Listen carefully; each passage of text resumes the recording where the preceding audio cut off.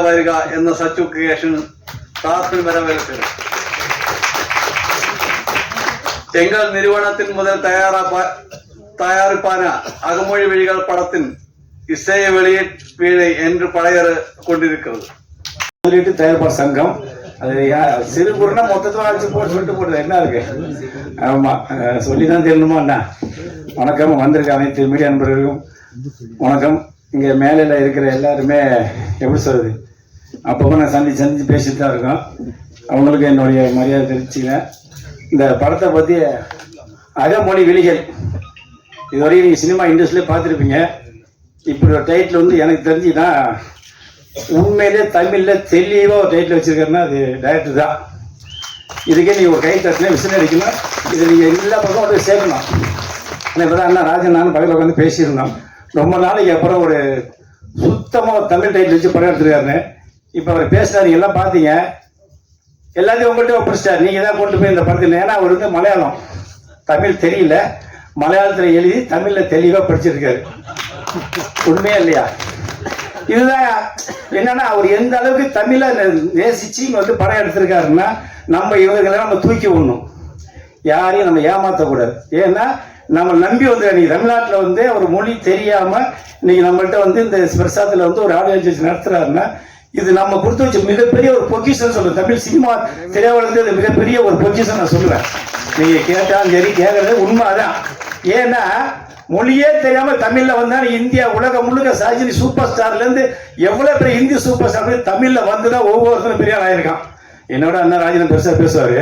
சொல்ற எல்லாருமே தமிழ்ல வந்துதான் எல்லா மொழியிலும் போய் ஜெயிச்சிருக்கான். எவனா நினைச்சு நான் சொல்லுவேன். அப்படிப்பட்ட ஒரு தமிழ் தெரியாம நீ ஒரு படத்தை எடுத்து வந்து நீ வச்சிருக்காருன்னா இவர் நம்ம சத்தியமா சொல்லுங்க, இவர் நம்ம சப்போர்ட் பண்ண பாரு. ஒவ்வொரு பாட்டு எவ்வளவு தெளிவா தெரிஞ்சு, தமிழ் பாட்டு எவ்வளவு அப்படியே முத்து அந்த இது மாதிரி வானத்தை போல ஆரி உதயகுமார் பாட்டு அந்த மாதிரி அருமையா இருக்கு. இதுக்கு மேலே இப்பெல்லாம் பாட்டுல என்ன புரியுதா? எல்லா படம் இன்ஸ்டாகிராம்ல வாயில வந்து பேசிக்கிட்டு எதையே பேசி ஒண்ணுமே புரியல. நீ யாரையுமே 4 சாங் அருமையா இருக்கு, அவ்வளவு தெளிவா இருக்கு. காரணம் என்ன, படமும் நல்லா எடுக்கணும். பாருங்க, டைரக்டர் தனியா, ப்ரொடியூசர் தனி, ஹீரோ தனி, ஹீரோயின். சில பேர் பாத்தீங்கன்னா அவனே ஹீரோ, அவனே பிடிச்சி அவனே சொல்லி படத்தை ஒண்ணுமே இல்லாம அதையும் பார்த்து ரிலீஸ் பண்ண முடியாம இருக்கு. ஒரு 2 நாளைக்கு நான் பார்த்தேன், தேவயானி மேடம் சும்மா சொல்லக்கூடாது பேசினாங்க. அவர் சீமாங்கம்மா எல்லாம் வந்து ஏகப்பட்ட பேர் போட்டுருந்தாங்க. தெளிவா பேசினாங்க. அவங்க யாரு? தேவயானி. சிறு படத்துக்கு வந்து 1 வாரம் அட்லீஸ்ட் 1.5 வாரம் ஒரு 4 நாள் டைம் கொடுங்க அப்படின்னு சொன்னாங்க. யாரையும் இவ்வளவு வரைக்கும் பேசிருக்கீங்களா யாராவது? இது மாரி நான் எல்லாரையும் சொல்றேன். யாருமே அவங்கள அதுவே ஒரு லேடிஸு, ஒரு பெண்மணியும் அவங்களும் வெளியூர் தான், அவங்களுக்கு தமிழ் தெரியாது. இப்போ வந்து கத்துக்கிட்டு அவங்க வந்து தமிழ்நாட்டோடைய திரையுலகத்தை பத்தி பேசுறாங்க. இன்னைக்கு வந்து சினிமா வந்து இவ்வளவு இதா இருக்கு. சின்ன படம் தான் கொண்டு வரணும், சின்ன படம் தான் ஓடணும், சின்ன படம் தான் காப்பான்னு சொல்றாரு. சுரேஷ் காம சொன்னாரு 11 மணிக்கு போட்டு 12 மணிக்கு சொல்லலாமா? அவரு சொல்லக்கூடாது. ஏன்னு கேட்டா அவரு பெரிய புடிச்சரு. அவரும் சிறு படமா இருந்தா மெரியால வந்தாரு. அப்படிங்கும்போது அது நல்லா நான் பார்த்தேன். சில பேரோட பார்க்க மாட்டேன். ரொம்ப வருத்தமா இருக்கு. யாருன்னா ஒரு தயாரிப்பாளர் சங்கத்துல ஒரு பெண்மணி சொல்லி நான் சப்போர்ட் பண்ணணும். ஏன்னா இன்னைக்கு 100 படம் வரதுனா 80 படம் சின்ன படம் தான் நீ தியேட்டர்ல தமிழ்நாட்டில் ஓடிட்டு இருக்காரு. எந்த படம் வரல. இந்த குட்பேட் அட்லின்னு ஓடிச்சா முடிஞ்ச வரைக்குமே அஜித் எப்ப காட்சி பண்ணி யாரும் தெரியும் பண்ணுவேன். அப்பதான் படம் ஓடும், இல்லைன்னா ஓடாது. தயவு செய்து நீ டேரக்டர் சொல்லிட்டு சொல்லி ஏமாத்தாத சொல்லி 3 பேர் சொல்லி அனுப்புறேன். காரணம் என்னன்னா, தியேட்டர்ல ஓடல நீ படமே ஒழுங்காடுங்க. 200 சொன்னா 190 கொடுத்து 4 பேர் போய் படம் பார்க்கல, பாதி வெளியே வந்துடுறான். நம்ம படமும் நல்லா எடுக்கணுங்கிறதா என்னுடைய கருத்து. இந்த சினிமா பொறுத்த வரைக்கும் இவர் இப்ப எடுத்த பார்த்த படம் அகமொழி வெளிகள் எல்லாமே நல்லா இருந்துச்சு. இந்த படத்தை ஓடுறது என்ன பண்ணோம், நம்ம வந்து படத்தை போய் தியேட்டர்ல பார்க்கணும். பாதி பேர் தியேட்டருக்கு வர்றது கிடையாது. என்ன காரணம் கேட்டீங்கன்னா, படம் சேனது நல்லா இல்ல போகல அப்படின்னு. இப்ப இந்த படம் நல்லா இருக்கு அப்படின்னா இது 4 பேர் பார்த்து சொன்னாலும் இந்த படம் வெற்றி அடையும். இதுக்கெல்லாம் சினிமா துறையை பொறுத்த வரைக்கும் சிறு படம் எல்லாருமே நல்லபடியா படம் எடுத்தீங்கன்னா எந்த படம் ஓடுங்கிறது என்னுடைய கருத்து. அதிகமா நான் பேச நேரம் இல்லை. அதனால இனி ஒவ்வொரு படம் எடுக்கிற எல்லாருமே இனி உடைய இந்த தளபதி ரஜினி சொல்லுவார்ல, படசெல்லாம் சுட்டு தள்ளுங்க. இனி எனக்கு பெருங்காலங்கள்ல சின்ன சின்ன படம் எடுத்தாலும் நீங்க நல்லா எடுங்க, தெளிவா எடுங்க. படம் கண்டிப்பா ஓடுவோம். எல்லா தியேட்டருக்காரங்களே படத்தை போடுவாங்க. ஏன்னா அவங்களுக்கு வருமானம் இருந்தா கவர்மெண்ட் டேக்ஸ் கட்ட முடியும். அவங்களுக்கு கரண்ட் பில் எல்லாத்தையும் கட்ட முடியுதால நீங்க நல்லபடியா படம் எடுத்து வெற்றி அடை சொல்லி மீண்டும் ஒரு முறை நன்றி சொல்லிக்கிறேன். வணக்கம். Rajan sir, Jaguar master Hari, என்னுடைய அன்புக்குரிய பத்திரிகை ஊடகத்துறை நண்பர் அனைவருக்கும் வணக்கம். பாட்டு நல்லா இருந்தது, ட்ரெய்லர் நல்லா இருந்தது. இந்த கூட்டம் ரொம்ப சந்தோஷமா இருக்கு. தியேட்டர்ல கூட்டம் பார்க்கறதே ரொம்ப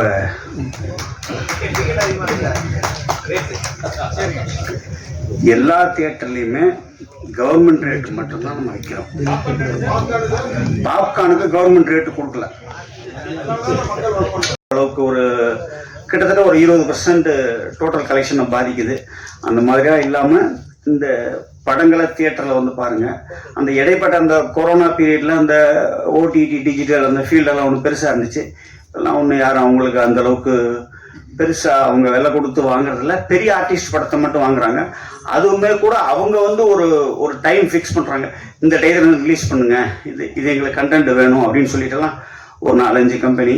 ஸோ இப்போ திரையரங்கம் மட்டும்தான் சினிமாவுக்கு ஒரு திறவுகோல். இன்னைக்கு சினிமா தியேட்டர்ல படம் ஓடும் பொழுது அதுக்கு கண்டிப்பா வைசி வெர்சா டிஜிட்டல் ரேட்ஸும் கூடுது, சேட்டலைட் ரேட்ஸும் கூடுது. எல்லாருக்கும் வணக்கம்.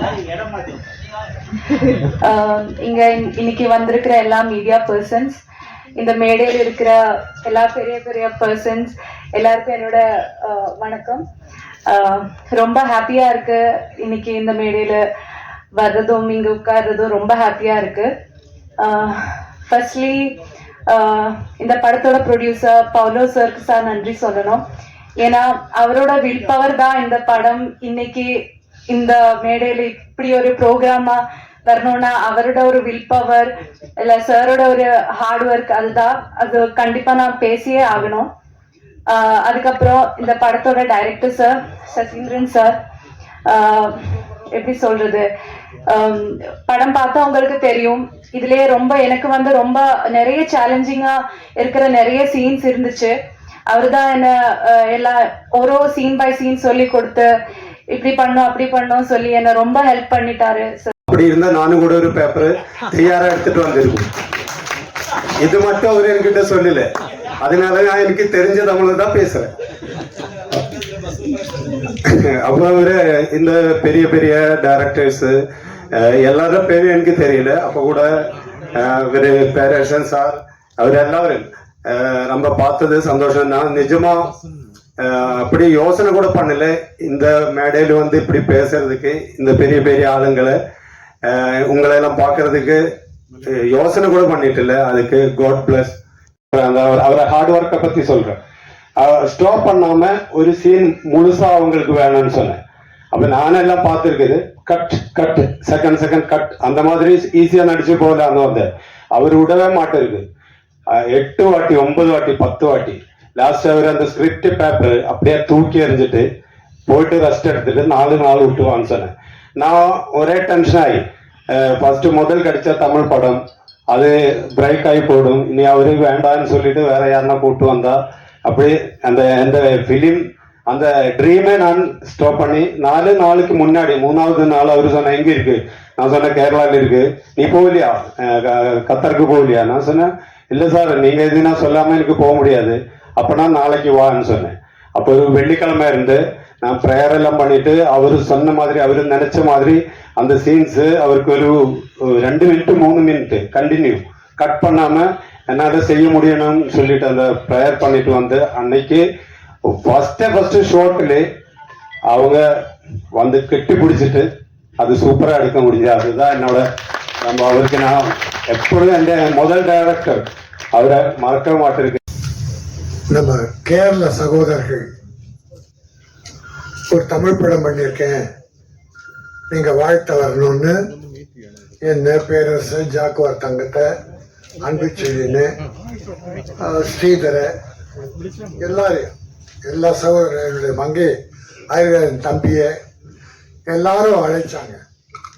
சரி கேரளா படம் தானே, கேரளா நல்ல படங்கள் நிறைய வருது, சின்ன படங்கள்லாம் ரொம்ப நல்ல சூப்பர் ஹிட்டா போய் செலவே இல்லாம ஆர்டிஸ்ட் பெரிய ஆர்டிஸ்ட் இல்லாம சின்ன சின்ன ஆர்டிஸ்ட வச்சுட்டு சூப்பர் படங்கள்லாம் இந்த இயரும் லாஸ்ட் இயரும் நிறைய படங்கள் வந்திருக்கு.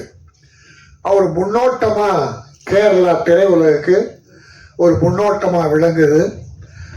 அதனால இந்த மலையாள படம் எப்படி பண்ணிருக்க போறாங்க, ஒருவேளை மலையாள படத்தை எடுத்து டப் பண்ணி தமிழ் வரும் அப்படின்னு நினைப்பேன். எனக்கு நான் அப்படிதான் பண்றாங்க சில பேர். ஆனா இங்க வந்து பார்த்தா என்ன அழகா பண்ணிருக்காங்க. அகமொழி விழிகள் படத்தின் இசை மற்றும் ட்ரெய்லர் வெளியிடும் தருணம் இப்போ போட்டோஷூட்